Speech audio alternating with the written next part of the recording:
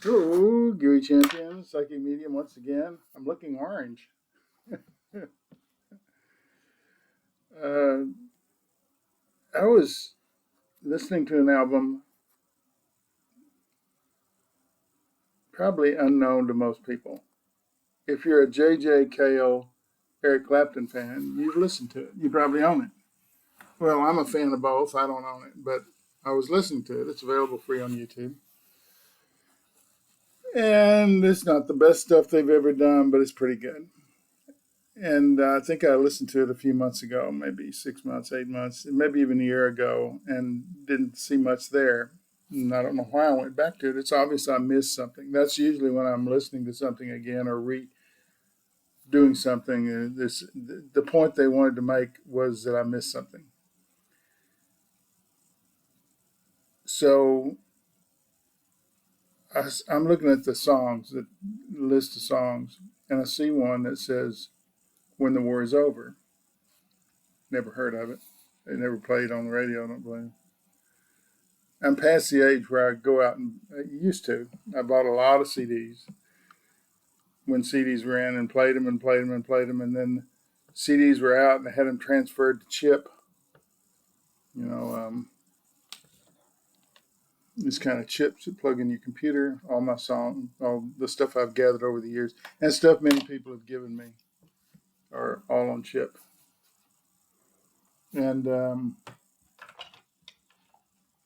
it's a long story, isn't it? It's also on one of these. I found you can't find MP3 players anymore, but I found this one online. The little class is broken, but I put it in my pocket. And when I have to go down, I don't have to go anywhere, but I go down to the shop to work on lead glass or silver rings or something. I'm down there working, and I need something to listen to, and that's it.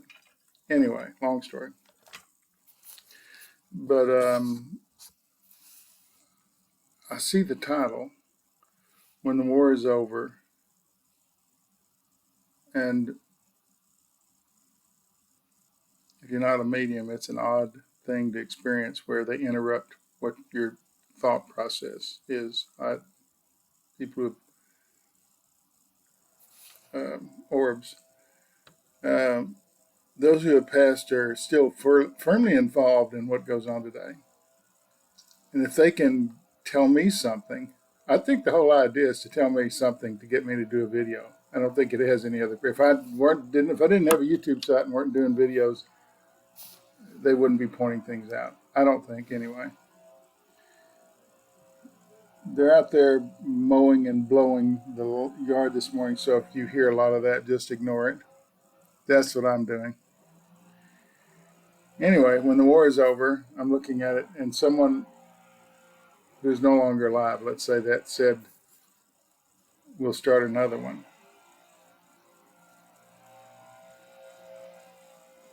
And now that's pretty profound at 6 o'clock in the morning. Pretty shocking. I'd never heard that before.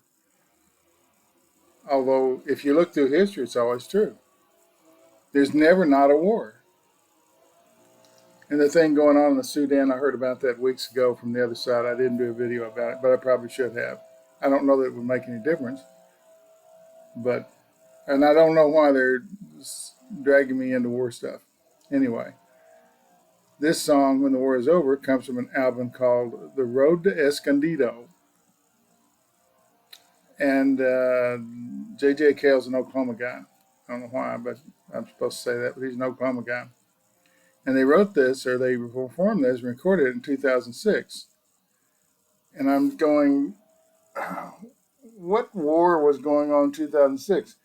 Well, a lot of them around the world, but they're not on our front pages. A lot of skirmishes. It's always genocide, that's favorite. Power control, uh, democracy's dead. They're just putting somebody in charge who will give them what they want. They run off with all the money while their people are starving. It's a long bunch of crap, isn't it? But it's true. So I'm just looking at the title. It says "When the War Is Over." There's nothing else written there. And then it goes to the next one. J.J. Cale, Eric Clapton, gives the titles of all the ones that they're going to play. And it's a full album, 12 songs maybe. When the war is over, we'll start another one. It's kind of First, I was kind of shocked, and I was kind of angry that it's true. Kind of mad that we're stupid to always be fighting over something. There's always war. And when this Russian Ukrainian thing gets solved, and it will, then we'll shift to those wars. Anyway, um, some of the words in the thing are when the war is over, it'll be a better day, or something like that. And then the next line is, but it won't bring back those poor boys in their graves. No, war just kills people who we never hear from again. If you're famous, you get a monument. If not, you just disappear. No one ever heard of you. This thing about death, it is final. It's not just, you're not walking around saying things, but no one will remember you. A lot of men spend a lot of time trying to build a legacy of something. Well, John D. Rockefeller owned everything, buildings, all this other stuff. Then he started giving the money away. Nobody talks about him now. I couldn't tell you what it looks like. I don't know whether he liked roast beef or cottage fries. I have no idea. Because once you're dead, new people come along. The world's reborn. It moves along as it should.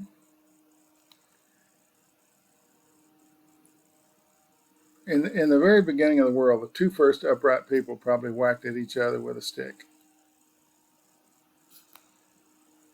Women are bearing children. They go into the military, they get killed. Men just keep doing it. Just keep hitting each other with a stick. This is uniquely a male problem. You do not see women killing each other. In the Ukrainian war, there are a lot of Ukrainian women fighting in the war, but they wouldn't have started it. It took a man to do that. Of course, on the other side, it took a man to say, let's stand up for ourselves and get some boys out on the line to stop these idiots. But the first guy didn't say, hey, just flipping through his calendar, he says, I don't have anything to do on Friday. Let's go to war with Ukraine. Let's steal something of what they've got. Ooh, another. Those are not things floating in the air. There's nothing in here. The air is filtered in here. Filter's running. Very strange. Usually when I say something right, that's when they appear. Or they touch me. They'll come along and touch me on the back and say, yeah, that's a good one. And I've had that constant touch since I started this video. Anyway, when the war is over, reminded me of the Vietnam War and John and Yoko, the two British people over here protesting the war. It was very interesting. Great Britain was in the war too, but basically we were against Russia again. Even though we weren't fighting Vietnamese, we were fighting Russian soldiers. Anyway, they bought an ad, I think in the New York Times, the front page, that says the war is over. That's pretty brave. And our government never liked John and Yoko. They're too liberal. They could screw up our good thing we're going. Of course, that was Richard Nixon, and he went to jail. Richard Nixon, all those tough blowhards, went to jail. But they bought this full-page thing that says war is over, and then it said if you want it. So, ooh, that's pretty good, because the war did stop because people protested in the streets so much that they had to end it. Nobody wanted to go. People were burning the draft cards. People were going to Canada. When your constituency, the people that live in your country, are against everything, it grinds to a halt. So I'm not saying he was the only one. There are a lot of people that protested the war. But theirs was the most significant because they had the money to run a big ad and to get in a hotel room and pay for all that and sit around in pajamas. They did a bed in. I think that's what it was, against the war. Quite unique. I miss the humor and a little more clarity back then, even though it was muddy. It's still clearer than it is today. Anyway, The war is over if you want it. Russian people should be thinking about that. They should be watching old John and Yoko videos. They're up there. The war is over if you want it. Now, historically, Russia in 1917, in the First World War, they still had the czars running things. Just one man, really, and his family ran the country. And they didn't do a good job of it for centuries. And they killed them and put, I can't remember whether Stalin or Lenin, but one or the other, and then the other one followed that. So Stalin and Lenin are both in there. Don't want to leave any of the henchmen out. Uh, they walked off all of the war. All the soldiers from Russia just got out of the trenches and went home. Didn't end the war, but it effectively ended their participation in it, which means they didn't have to worry about bringing back those poor boys in their graves because fewer people died. And that was just slaughter. People stood up and put bayonets on and charged at each other, much like in the Revolutionary War. And hand-to-hand combat, a lot of it, trench to trench. So it's been proven twice. The war is over if you want it. It's proven in Vietnam, and it's proven in World War One. All you had to do was walk away. World War II was a popular war. Who termed that popular war? It was a popular war because Japan attacked us. We didn't attack anybody. Japan attacked us, and Germany filed suit and declared war against us. So we were against the Axis powers, which is Italy, Japan, and Germany. It's called the Axis powers. They only joined where they could divvy up property and steal things with the approval of the other group. Don't steal that. I want that. And some countries are split up in Europe. I'll take part of this, and you can take part of that. And mutual agreement how to dismantle a country. I think I'm going far afield, aren't I? Well, it's a good field anyway. Tis a great morning for a jaunt. Anyway, the video all started because I was listening to an album, J.J. Cale, Eric Clapton, and J.J. Cale wrote After Midnight. I mean, a lot of songs that Eric did made Eric a lot of money, made J.J. Cale a rich man. He wasn't a rich man. He was just an old Oklahoma boy writing songs.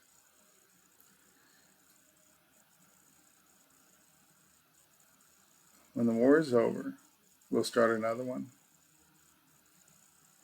It's been true so far. Who the we is doesn't really matter. Somebody wants to take something from someone and someone doesn't want them to have it. That's a war. It's usually economic. It usually kills the poor because they're the ones in the army. Devastates the land, kills women and children. Ooh, why would we want to kill women and children? And in the case of the Russia-Ukraine war, raping women. That's kind of low-class people doing that. Nazis did it in World War II when they went through all those countries, which is why your heritage may be, if you think you're Czechoslovakian, you may not be. The Russians went and raped all the way through all those countries as long as they could till they got killed themselves. I've actually done readings from people who discovered that they were part German, and I didn't know what it was about, but they did. They had a suspicion. War is never good. Anything that kills people wholesale like that's, of course, I'm telling you, you know. That's why you watch this channel. Occasionally I come up with something brilliant. In this case, I didn't. It's from the other side, and it is brilliant. When the war is over, we'll start another one. It just hit me in the face, thinking, why would we do that? And what they're saying is in the nature of man to start wars. And when there's nothing left to take and the ground is scorched and millions of people are dead, they decide it's a bad idea.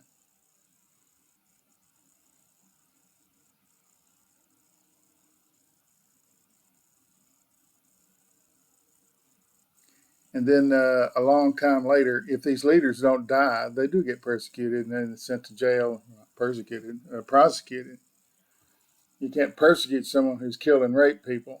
That's wouldn't be enough trees to hang them all if I were in charge, I don't think. Of course, I'm a spiritual person. I'm not supposed to talk about that stuff, but it'd be a different story. Why did you do it, Mr. Soldier? Oh, here's a microphone. Why did you rape that woman? Well, I don't know. Why did you rape that woman? Just stay at that question. Why did you then kill her and her children? Well, you raped them because you could. No one stopped you.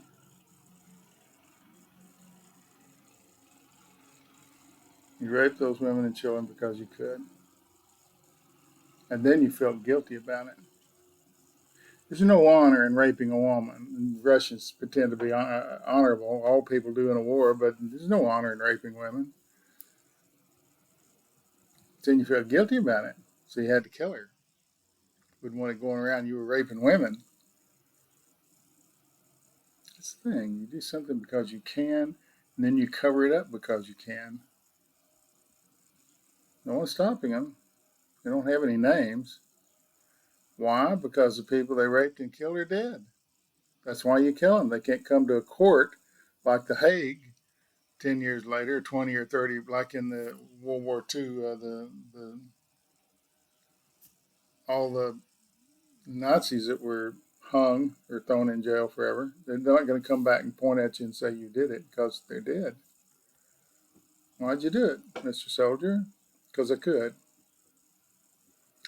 And these soldiers are scared out of their minds. They think they're going to get killed any moment, and probably that rapist is dead too.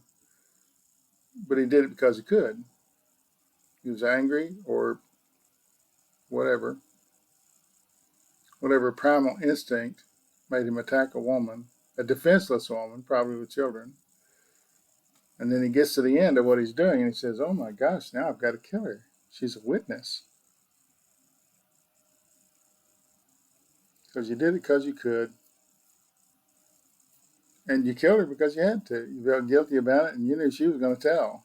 There's going to be some war crimes. There'll be war crimes after this war. Everybody denied they had any part in it. As they did in the trial of war crimes after World War II. It was the first of a kind. Crimes against humanity.